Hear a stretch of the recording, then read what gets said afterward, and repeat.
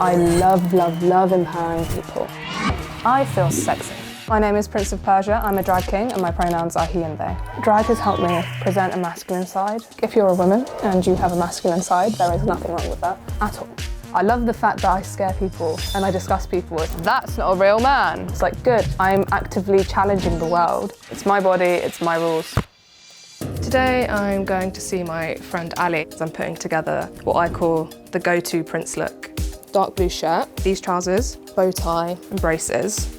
So drag, for me, is going against all of those social norms and kind of messing with the gender binary. Typically, drag kings dress up as men. Drag kings come in a variety. But for me, my personal experience of drag is this. You are seeing a bisexual man who's very charming, sexy. Some people use socks or packers to give that bulgy effect in the lower area. I personally don't, because I believe that you don't have to have a penis to be a man. We have a ton of drag queens who are women who do drag as drag queens. We have trans men who do drag as drag queens. You have non-binary people doing drag king stuff, so it's really complex. I first started doing drag when I was 18, when I moved to university. My beard was the main thing when I first started doing drag, I really struggled with. It needs to be really precise and it cannot be messy. This is a really tricky bit because if I put too much on, it's not good. Now I'm just gonna outline my eyebrows. And I have really thick eyebrows because I'm Iranian, we are very hairy. I was brought up in a Muslim household. I remember when gay people were granted the right to marry. I remember seeing it on the telly and inside I was like, yes, this is great, you know? But then people around me were not happy about it. Only 2 people in my family know that I do drag. I guess I'm kind of living a Hannah Montana lifestyle, you know? Prince presents to you a short story of a straight cis male's experience on Tinder. My mum has seen me perform. She was screaming at the top of her lungs. She was the loudest audience member, and so yeah, she supports my drag. One of the main reasons why I love drag is the fact that I empower the audience. I love empowering people. So as soon as the beard is on for me, I definitely feel a change in persona. I feel good. I feel good. I feel different. I feel masculine and feminine at the same time, which is great.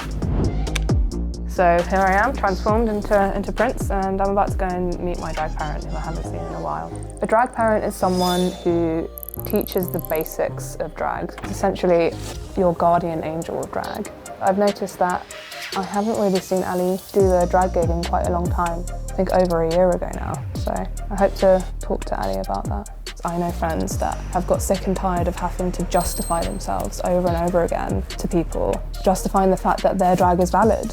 Hey! Hello! How are you? I'm good, how are you? Good. Good to see you. You too.